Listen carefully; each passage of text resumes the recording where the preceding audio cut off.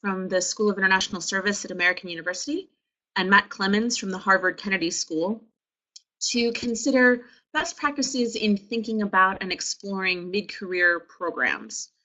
As I mentioned, as we go through the presentation, if you have any questions, please feel free to put them in that chat box, and we'll hopefully have some time to unpack what things particularly are wrestling with.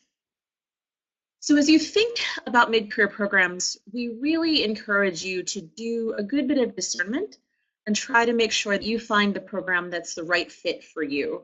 So to do that, we usually suggest that folks begin about 12 months before they want to enroll and start to do your research and really think through what kinds of programs are going to meet your needs. And we'll suggest 5 questions that you can use to do that process in just a minute. But the other piece that we recommend that you keep track of is the financial aid piece that we'll talk about later, and to keep track of all of the different pieces and deadlines and application materials. We strongly encourage students to create a general spreadsheet, a Google document, however you keep track of information, so that all of the right things get to all of the right places in all of the right time frames. So 12 months out is really when we encourage you to cast a wide net, but start to put some of the structures in place to keep track of all of the pieces that you're going to need. So as you try to find that right program, we really suggest that you ask yourself 5 questions. What is it that you will be studying? Take a look at the academic structure. Is it highly flexible? Is it very prescriptive? And which approach along that continuum works best for you and what you're trying to achieve out of this particular degree program? Of course, there's the question about being qualified. All of our schools will put forward their admissions criteria and the kinds of things they're looking for. And both Matt and Gia will talk a little bit about their specific programs in just a minute, but be able to gauge how you fit within those expectations. It's not that you have to be beyond the pale in all of those areas, but it will give you a sense of which schools are stretch applications and which ones really are going to be in the right sweet spot for you. In some cases, if it's an in-person program, you need to ask yourself whether you like being in that particular city, whether it's Cambridge, Massachusetts, College Station, Texas, Tokyo, Japan. If you have a particular affinity for big cities or small towns, you're going to need to want to find a place that's the right fit for you. And if it's an online program, you need to understand what that also means for your life, for your academics and your study habits as well. So be sure that as you try to discern through and sort through programs, that you're really finding a place that has the right living environment for you and your needs. Of course, the question about financing and your own comfort level with financial resources and debt is also an important piece of this discernment process. Schools will share typical costs, they'll share typical financial aid, so being sure you're comfortable with what taking on a mid-career program means for you should also be part of this high-level evaluation process that you're in. But I would argue the most important question on this list is really what's next. How does this particular program leverage you into whatever the next stage of your career is? As a mid-career professional, this is obviously something that you will need to understand in the course of where you've been and where you want to go. So looking forward and trying to discern what are the skills and competencies and networks and exposure that you will need to really be propelled into that next phase of your career. And that can help you too as you read through all of the different pieces of material and website and have these different conversations about mid-career programs. So once you've done that big wide cast of the net, about 9 months is when we encourage you to start to really focus in on some specific programs. Seek out admissions counselors like Matt and Gia. And one of the questions we encourage you to ask is, what are the priorities of the admissions committee? What are they looking for, and how can you stand out perhaps amidst all of the zillions and zillions of applications that they're going to read in the course of a year? If you know from doing that broader discernment process that there are some weaknesses in your application, whether it's a prerequisite or some professional skills or exposure to different ideas that you need, 9 months out is really when we encourage you to start to work on those issues so that you have a good long lead time before you apply to show that you're serious, to show that this is something that you're committed to, and help you get over those particular obstacles that might be in your way. We also encourage you at this time to start to put those application materials together. If there is a part that you can do now, it's really a good idea to do it as early as you can so that you don't have to worry about those earlier pieces closer to the deadline. So typically, what are schools looking for? I can't stress enough that, and you'll hear this from Matt and Gia too, each school is going to vary in what they expect. So that's why that spreadsheet that helps you keep track of all the moving pieces is so important. Because that's how you can make sure that what a school asks for actually gets delivered to them. That said, typically schools are going to look for an application form and an application fee, a copy of your CV or your resume. And as you all know, those are two different things. So be sure that you know what exactly the school is looking for. Most schools are going to want transcripts from every institution you've attended. If you've been out for a while, it's important to reconnect with your institution and make sure you know how that process works. They're also going to ask for personal statements and essays. And we'll talk in a few minutes about some of the suggested broader themes that you can touch on in those pieces. And I'm sure Matt and Gia can speak to that as well. They're going to ask for letters of recommendation in some cases, and that's important. If you are thinking about either a traditional mid-career program, you may not need some standardized tests like the GREs or the GMATs. But if you're looking at a more traditional master's program, you may need those standardized tests. So you'll need to understand what a school expects in that way as well. And then in some cases, you may need bank statements if there is a financial aid piece, or if you're an international student looking to come, say, to the United States. So now that you have that general sense of what kinds of programs meet your needs and what sorts of pieces they're looking for, about 6 months out is really when you can start to shape those different aspects. So we suggest that at 6 months out, this is really where the rubber needs to meet the road. Finalize your list of programs, start to reach out to those recommenders and talk to them about what you hope they'll say. Knock out pieces of that application that are easier to do, like your resume, and really start to outline and think through your essays and your personal statements so that you can be ready when it comes time to write those pieces out more fully. You've already begun to put the framework in place. We talked about transcripts. It's never a bad idea to reach out to schools as early as humanly possible. We know sometimes how universities can work, so 6 months out can be a great time to put those wheels in motion. If you are going to need financial aid, 6 months out really should be the time when all of the financial planning that you've hopefully been doing concurrently with your grad school discernment process starts to move forward. You've started to apply for outside aid. You've started maybe to talk to your employer about what kinds of resources they might have. All of these pieces happen in tandem, and 6 months out is really when the meat starts to need to get on the bones. Like everything else, there are things that we encourage you to do, and there are things that we strongly discourage you from doing. Of course, you're going to need transcripts from every organization you've attended. So again, that's why you need to start reaching out soon. Be sure as you think about letters of recommendation, you think about who is going to put forward the strongest case for why you are a great candidate. We always caution folks against asking family and friends. Of course, your spouse is going to say that you're wonderful, but that's really not what our schools are looking for. They want to understand how you fit within a broader context of a program and how you are going to succeed in that program. So even if someone's title perhaps is more senior, if they can't speak to those aspects of who you are and what you've done, that's really not a recommendation that's going to serve you well. And I'm sure Matt and Gia can speak to that as well. Be sure, if you can, give your recommenders some instructions. If a particular program has a focus on global security or development or finance or quantitative analysis, and that's part of what someone can speak to, encourage them to talk about that. Give the committee some really great ammunition to understand why you're a good candidate. And as you talk about yourself and as your recommenders talk about you, being clear and being honest and really focusing on what you can contribute rather than trying to compare yourselves to others who might be in the pool is really the best way to put the case forward for you. And if you're not sure what to say or what not to say, I'm sure my colleagues in the Office of Admissions would be happy to talk with you to give you a sense of where they think you can best put the case forward.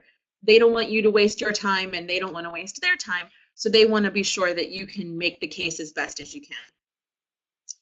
3 months out is really when you need to start to put your application materials together and really finalize all of those different documents. If there are pieces that you've been able to compile early, that's great. 3 months out is when we also encourage you to start to write those essays that you've been outlining and to start to tell your story. As you go through this process, you need to check in regularly with your recommenders to make sure they're on time to turn everything in. And as you go through, again, thinking about the financial piece in conjunction with the application piece, you need to continue to work on that financing and all of those perhaps outside resources that will make grad school possible or your mid-career degree possible. As you think about your essays and personal statements, and I'm sure, again, my colleagues can speak to this since they've read more of these than they would probably like to admit, what we always encourage is for you to talk about your journey. What have you done professionally? What have you done as a volunteer or in other life experiences that contribute to who you are and how you've arrived to this moment of wanting to go get a mid-career degree? Are there particular challenges you've overcome? Are there experiences you've had? What informs you about this particular program at this particular time and this particular motivation to go to grad school? So who were you and what have you done? Who are you now and what are you doing? And then, of course, what do you want to be doing? Where do you see this particular program leading you in the future? And the more you can talk about why that particular school or that particular program, that particular degree will give you that leverage point, the stronger your application and your essay can be. And particularly with a mid-career program, I would say, as perhaps you're trying to change careers, deepen your knowledge, these are great opportunities to tell a story about that journey, who you were, who you are, and who you want to be because of that particular degree program. 1 month out, you're getting closer to that wonderful and fateful day, but you really need to make sure that all of the application materials and all of the financial aid materials are as strong as they can possibly be. So make sure your essays are in good shape, make sure you've collected all of those transcripts, check in with your recommenders, make sure they're on track to turn everything in, keep working on that financial planning, and then comes, as I said, that wonderful and fateful day when you hit submit on all of your materials. It's a great day because you've hopefully been working on this for a long time, and in some cases it can be a bit of a scary day because you've been working on all of these materials for such a long time. Over the course of that time, you want to make sure that your efforts have been invested as wisely as possible. So we encourage you to avoid making careless mistakes. Follow instructions. If the application says we want 3 letters of recommendation, turn in 3. Don't turn in 2, don't turn in 12, turn in the 3 that they asked for. We also encourage you to request extra copies, particularly of things like transcripts or letters of recommendation. So if you check in with a school and they say, well, we don't have that, you're ready to go and you have it at your disposal without needing to wait again on an outside body to turn those pieces in. We also encourage you to avoid making simple mistakes in your essays or your personal statements. Ask someone else, a partner, a colleague, a friend, to read those materials and make sure that you're putting forward the perception of you that you want, the strongest case for you that you can make. You also want to make sure that all of the right materials go to all of the right places. If you're applying to George Washington University, Georgetown University, and Georgia Tech University, make sure that all of those pieces go to the right places. Because Georgia Tech, I'm sure they would love to read your essay talking about how badly you want to go to Georgetown, but it's really not going to make you a competitive candidate for the Georgia Tech program. And finally, be honest with yourself. Talk about why this program, what it is that you want to master and why. If there have been hiccups in your professional life or your personal life, talk about them straightforwardly. That doesn't mean you have to overshare, but it does mean that you can address those issues as something that you've overcome or a professional gap that you saw in your skill set and how this particular program and your particular experience is really going to help you move forward in your career. So once you've been through that whole process, you've had people review all of your essays, you've turned them in, it's a wonderful day, hooray! Unfortunately, your work is not yet done. First, of course, you need to make sure that the schools received everything that you think you sent. You definitely want to thank all of your recommenders, and as mid-career professionals, hopefully you all know that you want to continue to build those relationships and rely on them. You need to keep working on the financing piece. And then, of course, your discernment process is not yet finished. My hope for you, of course, is that you get into many different programs. So you need to continue to discern between them so that you know which one it is that you want to choose and is the right fit for you when it comes time to make your final acceptance. And we can talk a little bit about what it is that schools look for, but I'm sure Matt and Gia will touch on this as well. And I can say to all of you that it really is a holistic process that's based not only on academic numbers or scores or a particular professional experience, but really trying to get a whole sense of how you will succeed in the program, both from an academic perspective and from a professional perspective, and also how your experience and your success will help others succeed. Is there a distinct perspective that you can bring into the classroom that will really complement others and enhance their education as well? So it's not just about one particular number or one particular set of experiences, but really painting a full picture of yourself to show that you are the strongest candidate possible.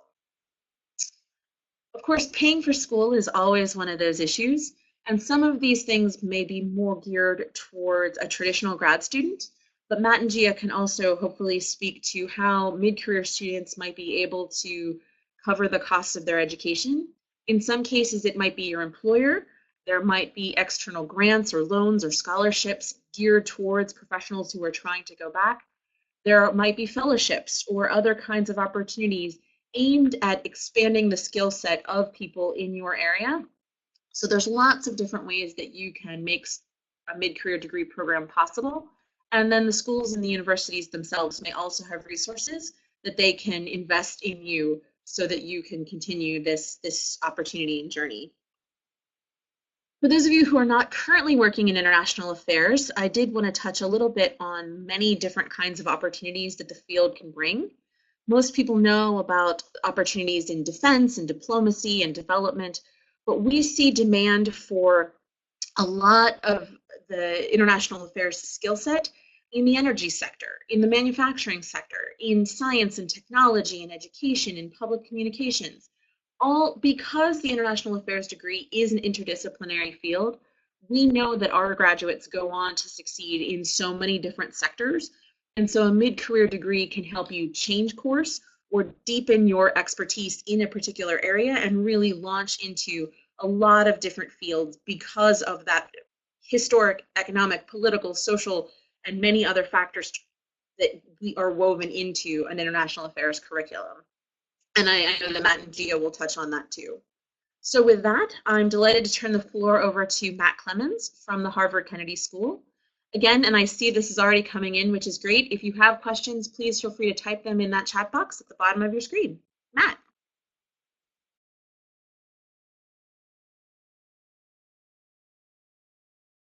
Can you hear me?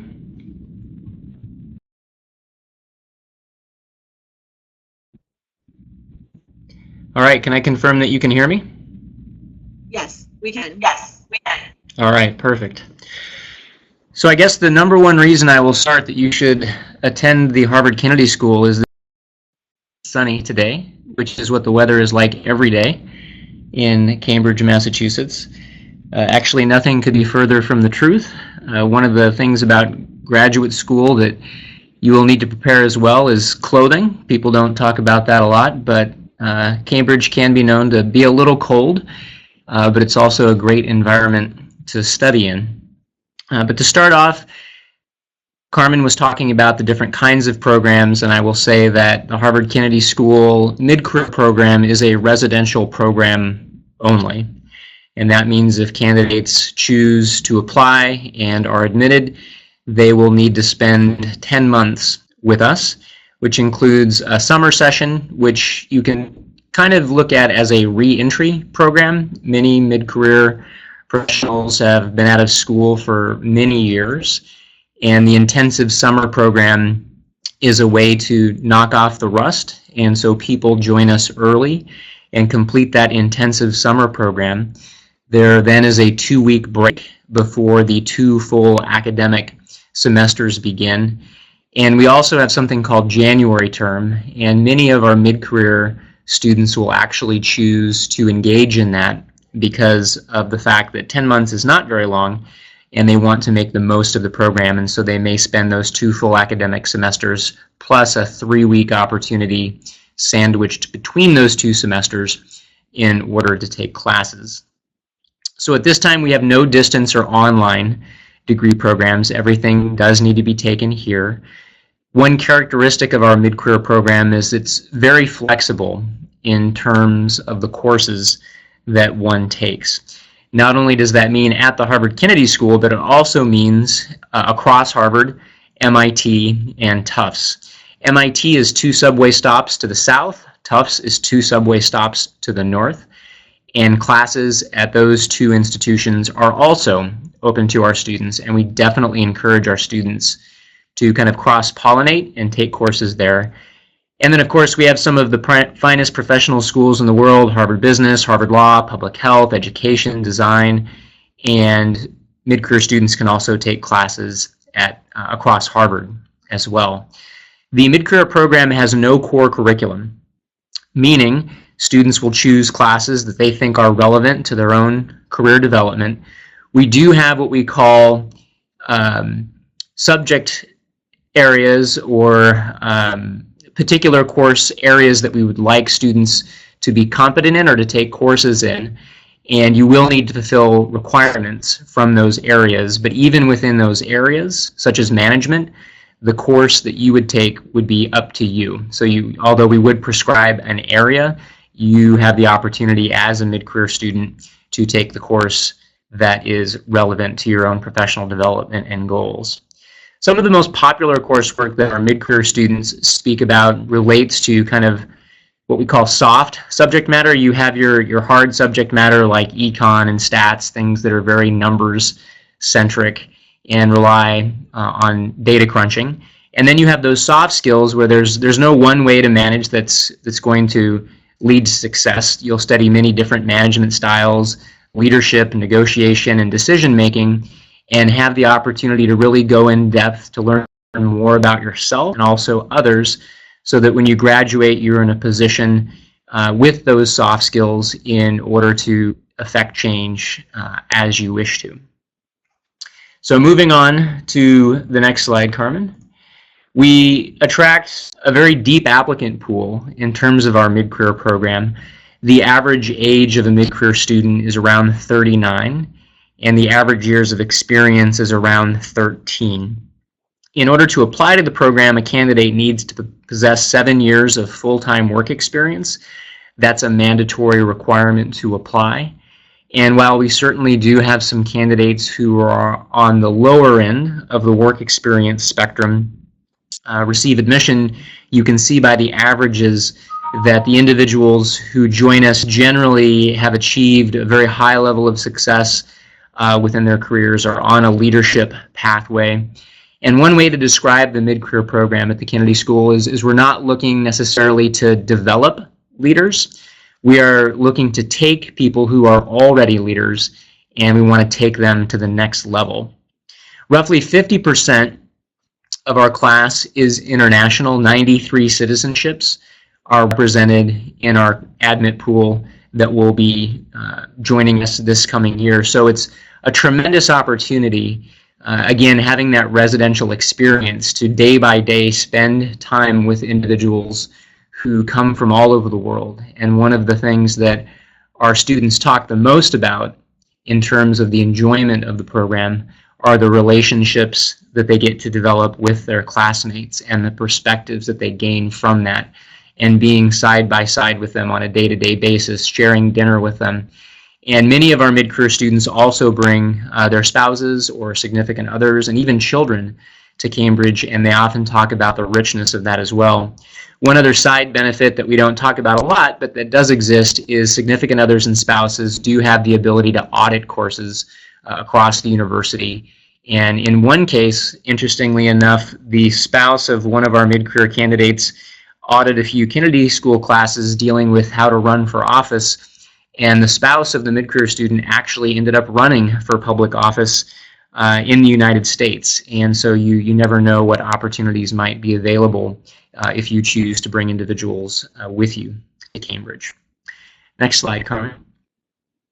So in terms of the type of school that we are, some people will say, well, you're a school of government. That must mean that you're only looking for people who have track records in the public sector or who are interested in going into the public sector. And nothing could be further from the truth. This graph shows the applicant pool, those who were admitted this year.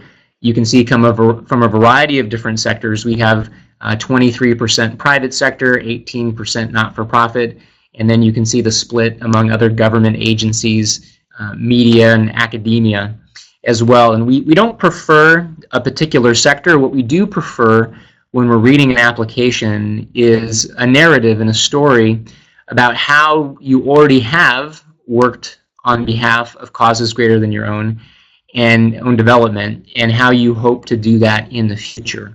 So the hallmark of the Kennedy School is public service, and the motto of the school, based on John F. Kennedy's inaugural speech, is ask what you can do. And so each time an admissions committee member is opening a file to read it, we really have that dominant question on our mind, which is, what is the potential for impact that this individual has on the world, whether it be related to a specific issue, a population, to making a difference in a particular region. That is what is on our mind.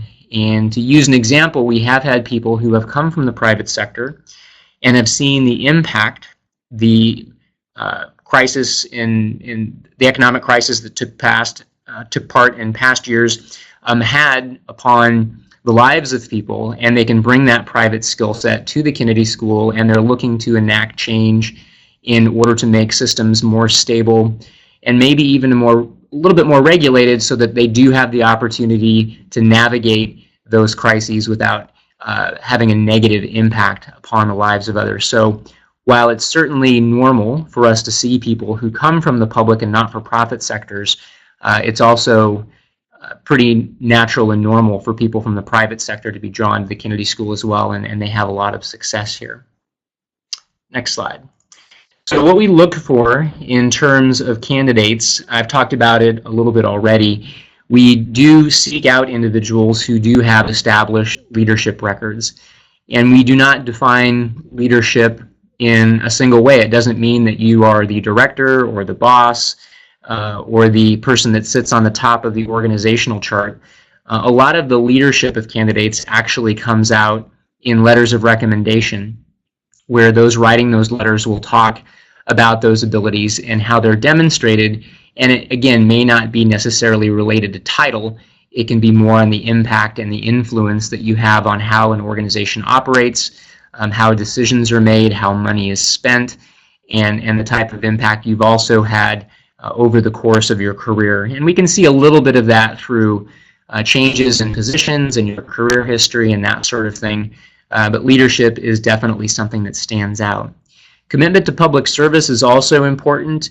Even, again, for those working in the private sector, we're looking for how individuals have interfaced with communities or populations or issues that are more focused on having an impact on the lives of others than on the bottom line of that organization. And in the case of many people who work for not-for-profits as well as government agencies, obviously the nature of that work is very public service driven, so we find a lot there. And then also we're looking for that potential. How are candidates going to take what they learn at the Kennedy School and have a magnified impact on the world and to make positive contributions? And we're also asking ourselves that question as we're reading an application: where do we see this person in the future? What impact do we see them making, and how can we help them get there through the education that we offer at the Kennedy School? Although we are a school, we are very much a professional program, and while we are going to look at things like test scores and grades, the thing that's predominant on our mind is, does an applicant have the ability to learn what we teach? The question is not, is this person going to be a great student? Is this person going to get all A's in our classes? While those are, admirable things to try to aspire to be a good student and to get good grades, the ultimate measure for us is the impact that someone is going to have. And so we want to make sure that you can keep up with the pace at the Kennedy School, lots of reading, lots of writing. We also require all of our students to take some quantitative coursework as well, so we're going to be looking for some evidence of that. Our predominant focus is not on how high your test scores are or how high your GPA was. We dig into the transcripts, we look at particular courses. Again, we'll look at recommendations and that sort of thing. We'll look at the test scores as a way to figure out where you are in your life right now. If you're a mid-career applicant who's 39 and who has been out of school for 15 years, obviously we do not expect you to score as well as a candidate with less experience who may be applying to one of our 2-year master's programs who is just a couple years out of school. So you can say that the test scores and the grades are very relative to where you are at the point you are in your life right now. And the ability to keep up with what we teach is really our focus, rather than looking for the most outstanding academic history or test scores. That professional record does play a very, very large role in our evaluation of mid-career candidates. So I'll finish there, and I'll be happy to answer questions later. Great, thanks, Matt. Gia, over to you.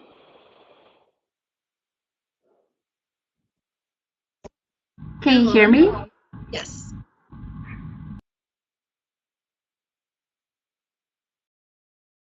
Yeah. Okay, great. Hello, everyone. My name is Jia Jiang. I'm the Director of Graduate Enrollment Management at the School of International Service at American University in DC.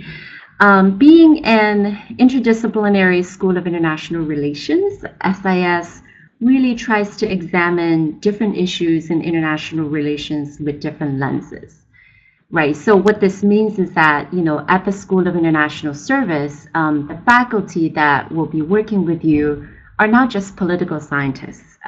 Some of them are historians, some of them are geographers, mathematicians, anthropologists, and just a whole range of academic and professional background. The Executive Master's, the MIS program at the School of International Service sits at the very intersection of this interdisciplinarity, right?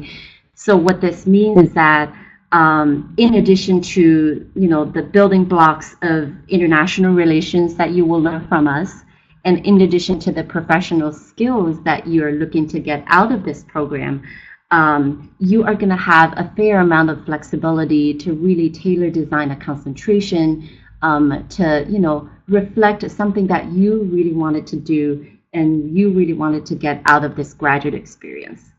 So moving on to the next slide. Thank you. Before I walk you through the curriculum of the MIS program at SIS, I want to first give you an idea of where our candidates come from. So being in Washington, D.C., I think it's not a surprise that a lot of the mid-career professionals for the program are diplomats posted in Washington, D.C., or international organization employees, such as those that work for the World Bank, the IMF, sometimes they're posted in Washington for 2 or 3 years, and the MIS program can easily be completed, from 12 to 18 months. So this is a good opportunity for them to, add something to their busy schedule while they're in DC. And many students are federal employees. Some of them are from the military, and they're not necessarily the U.S. military. We've had individuals from the Indian military, from the Ecuadorian Air Force, that all came together and built some of our initial cohorts. We have individuals from the nonprofit world as well as the private sector. We have people that work for sort of multinational businesses, but really focus on sustainability issues within those organizations. And so all to say that it's really a pretty diverse range of backgrounds that our candidates for the MIS program come from. Moving on to the next slide. So what do these candidates have in common?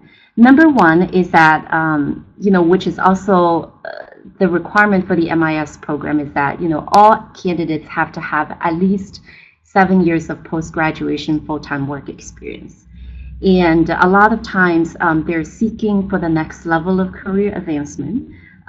They're seeking to be trained in very specific professional skills, such as leadership, decision-making, strategic communication, or cross-cultural training, or crisis management.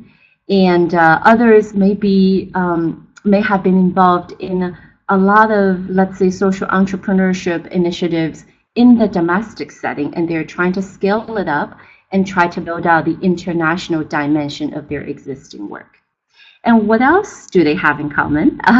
A lot of times these are mid-career professionals who need to continue to work when they're in school. If they're in the military, sometimes they have to travel. Many of them have serious personal commitments that they need to tend to in addition to school. And all of them are looking to transition back to academia, right? So they've been out for at least 7 years. So to be able to sort of think academically and theoretically again, having practiced for a good number of years is a critical component of that experience. And all of them are really looking to have that cohort experience, knowing that this is the group of people that you come in with, that you go through this journey with together, and that you graduate together. So moving on to the next slide. So how do they do it? Okay, thank you. So here's a quick look at the MIS curriculum and what we give you to be able to do that. So here are the building blocks of the MIS program, right? So the program itself requires 24 to 30 academic credits, which is the equivalent of 8 to 10 courses. Compared to a traditional 2-year master's at SIS, the traditional 2 years usually require anywhere between 39 to 42 credits.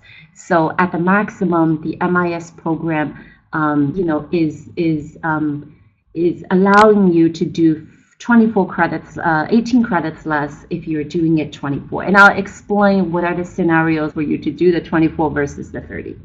And the MIS program can be done on campus as well as online. And there's some sort of bleed over if you choose to do it online, but really want to do some on-campus courses and vice versa. But whichever modality you're in, you're going to begin your program with the PRO seminar, which really stands for Professional Seminar. And this is the foundational international relations theory course that you need to take.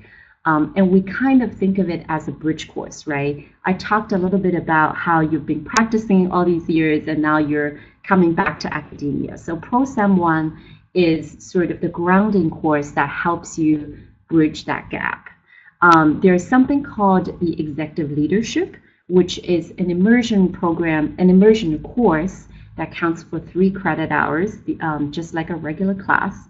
And what it does is that it brings together students in the on-campus as well as the online modality for this intensive immersion experience.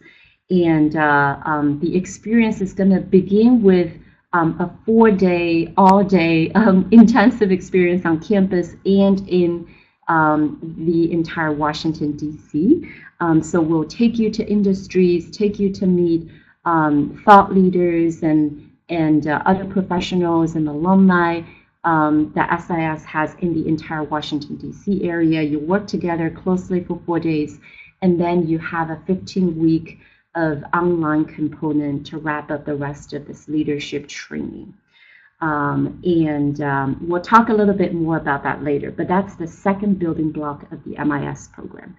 And then you have some of the hard set skills that Matt also talked about for their program, right? So you have your research methods for 3 credit hours, and then you have your economics for 3 credit hours.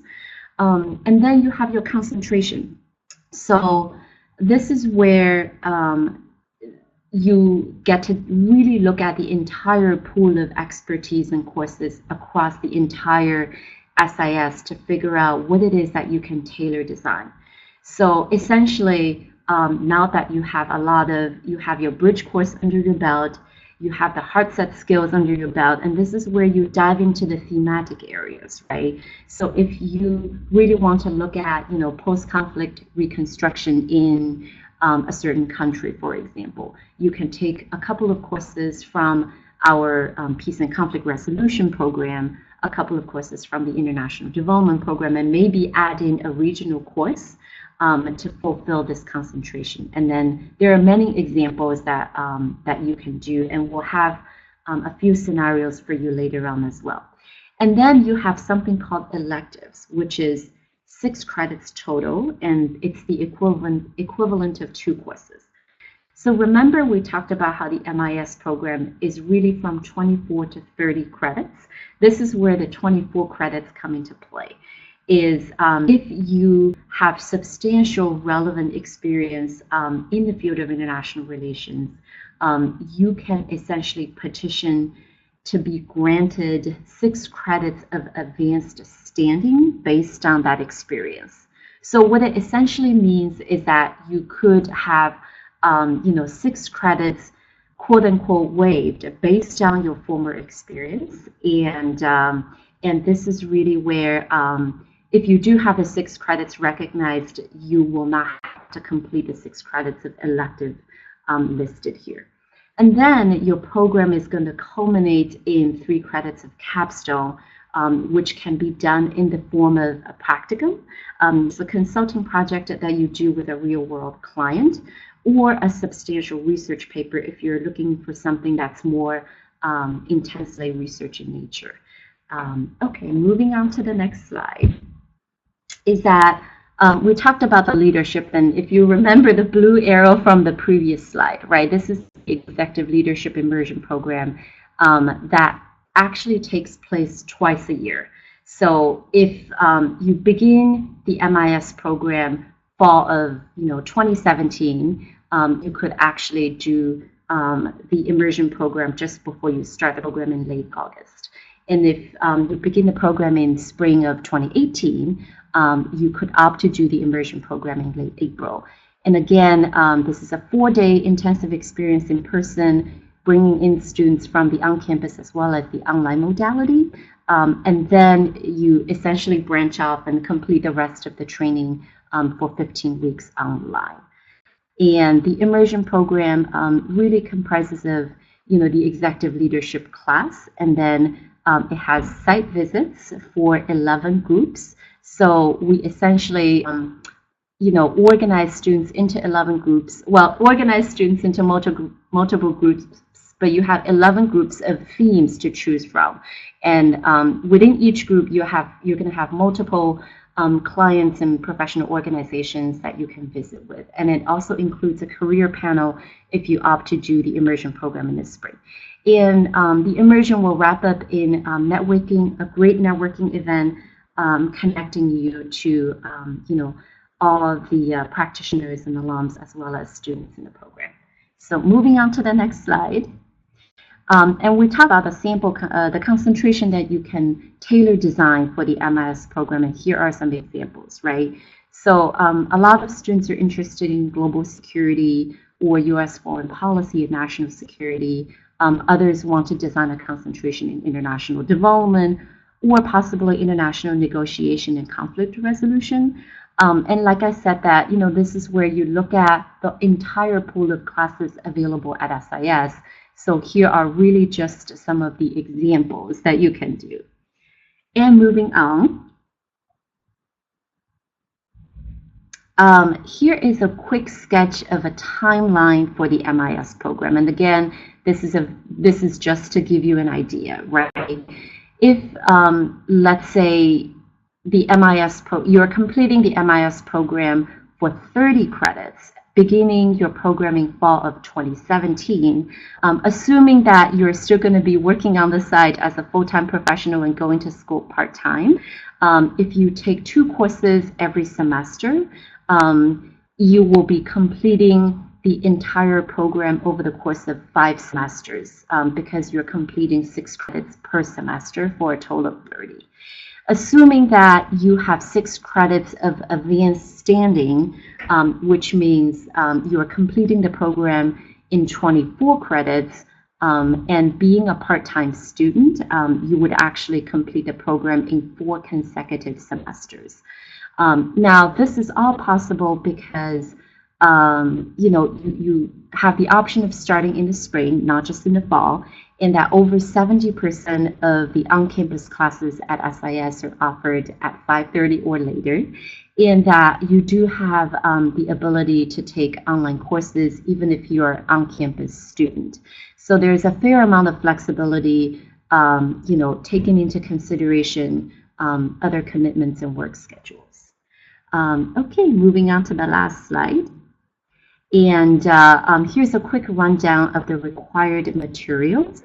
And I know that Carmen has already talked through at length a lot of, what each of these components mean to you. And so what we have is a pretty standard list of materials, online application, resume, statement of purpose, 2 recommendation letters, and because you've been a mid-career professional, you've been out of school for some time, it is totally okay to get letters from your professional source.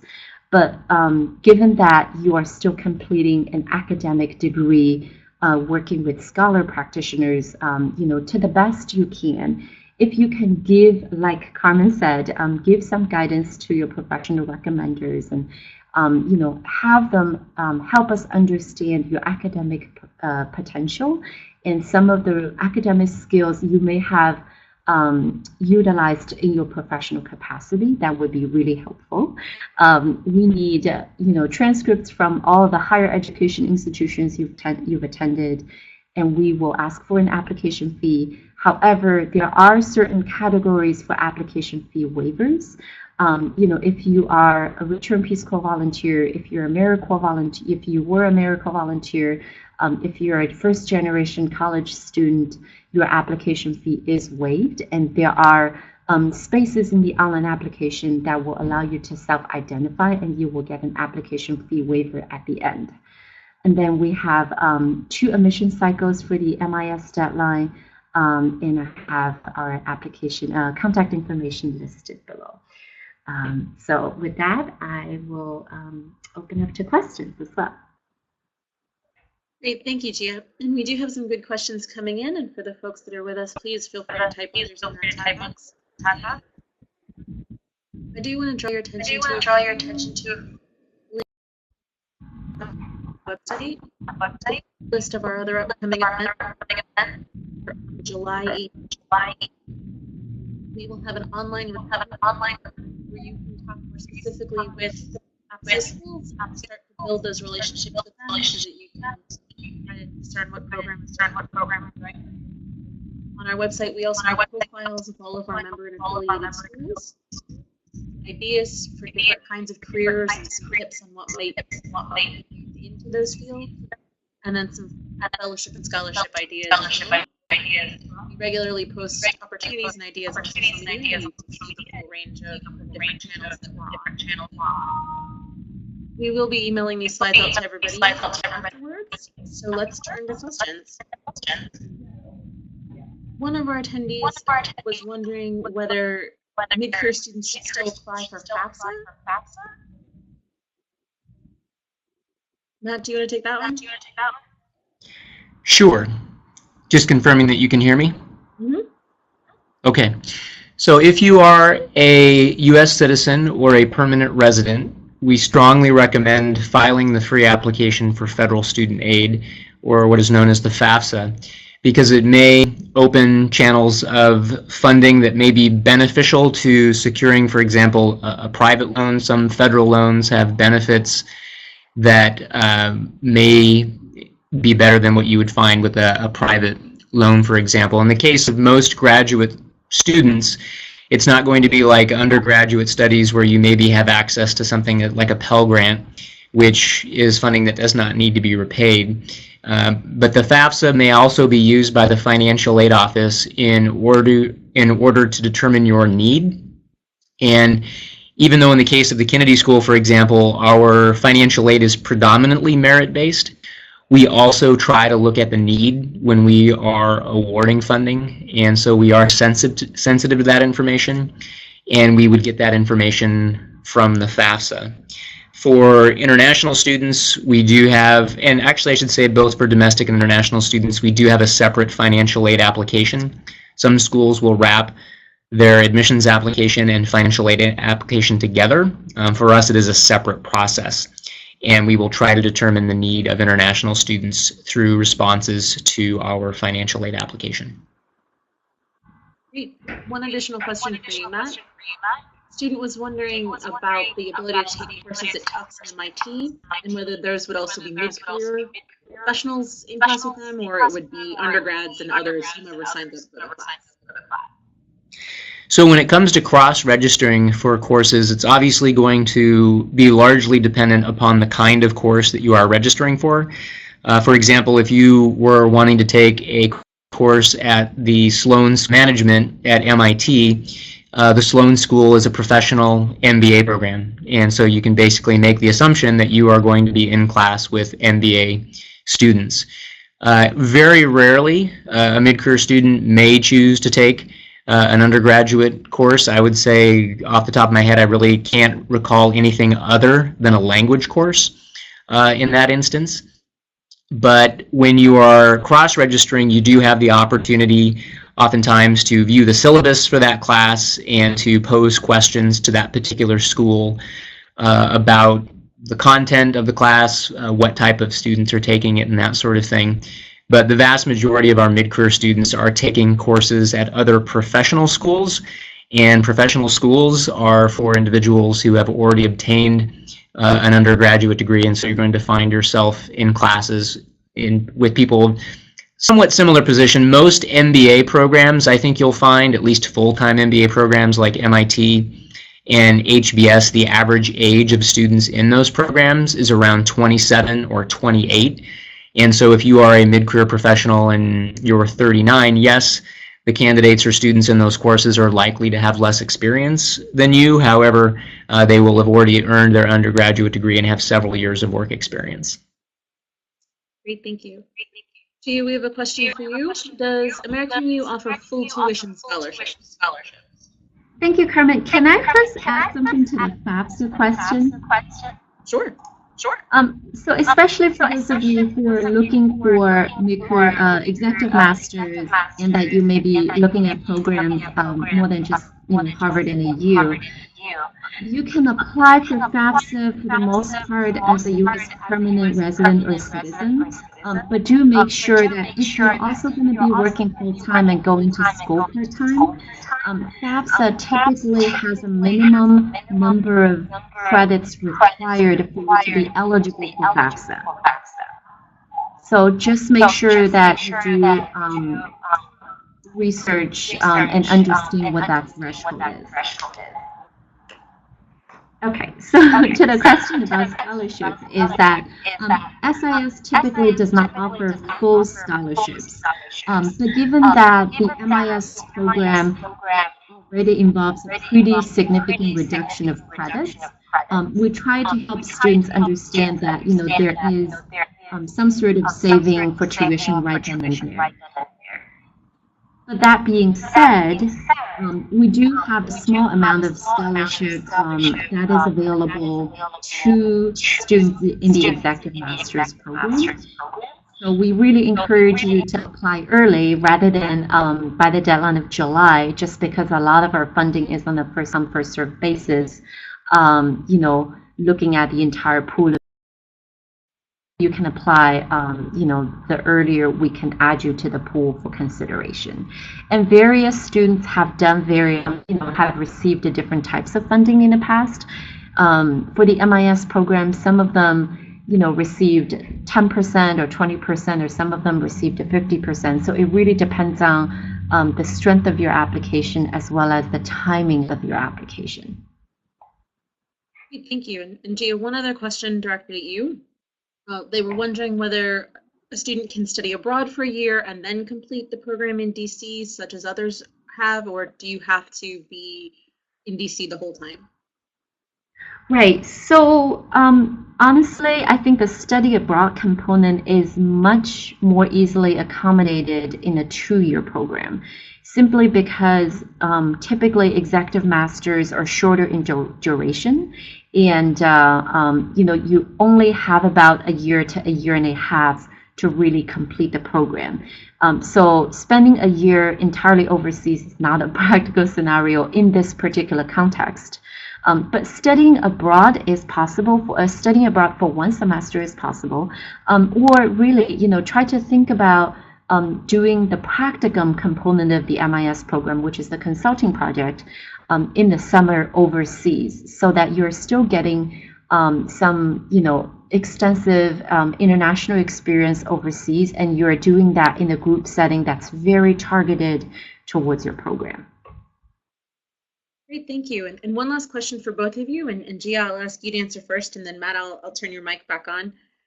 Can students take more than the 2 courses per semester? Is that not advised given the expected workload? What do you recommend in terms of course load? Gia?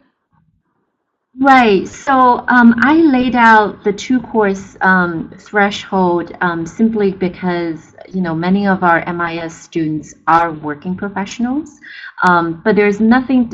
I don't mean to say that all of our students are part-time students, right? Many of them are full-time, and if you are full-time, you're certainly more than welcome to take at least 3 classes a semester, for that full-time definition. So, but I really wouldn't recommend you to take more than 3, at least during your first semester, just because this is the semester that you're transitioning from the practitioner's world to academia, right? So we want to make sure that that transition as easy as possible. And like Matt said, there's going to be a fair amount of rigorous coursework that you have to be ready with.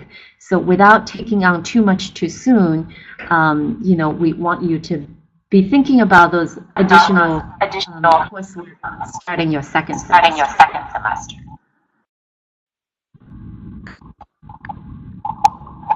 Would you agree with that recommendation? So at the Harvard Kennedy School, we have a requirement for mid-career students to complete 8 courses during the year that we are with us. And there is an opportunity for students to structure those credits in a manner that's suitable to their own desires. So for example, a candidate may want to 5 classes in the first semester and 3 classes in the second semester because they want to spend more time in the second semester pursuing employment opportunities and to give themselves additional time to do that. A candidate could also take maybe 4 classes in the fall semester, 1 class in the January term, and then 3 classes in the spring. So it's entirely up to each candidate to determine the best pathway for him or herself. The other thing is that the 8 courses are the minimum requirement. Some candidates, because they see this as an opportunity, the last opportunity that they will have to be in a full-time academic setting, is they want to take as many classes as they can. And if someone wishes to take 9, 10, 11 classes, they are completely capable of doing that. I'm not sure what the maximum number you hit is when you actually have to start paying additional money in order to take additional courses. I think the max is 10, and then there's a percentage increase for classes that you take over that. I'd have to check on that. If people have individual questions, they would always be welcome to email us. Great, thank you. And everyone, we're at time. So I want to thank our presenters very much for sharing all of their wisdom with us, and thank all of you for being a part of this conversation. I also hope you'll join us on July 18th for our online graduate school fair, and you'll be able to connect with a number of programs that have mid-career options and do that discernment and figure out which one is the best fit for you. As I said, these slides will be available after the presentation, and we will have a recording that, aside from the fact that the file size is gigantic, we'll be happy to share with you. So thank you all very much for joining us, and thank you in particular to Matt and Gia for being a part of this conversation. Have a great day, everyone. Thank you.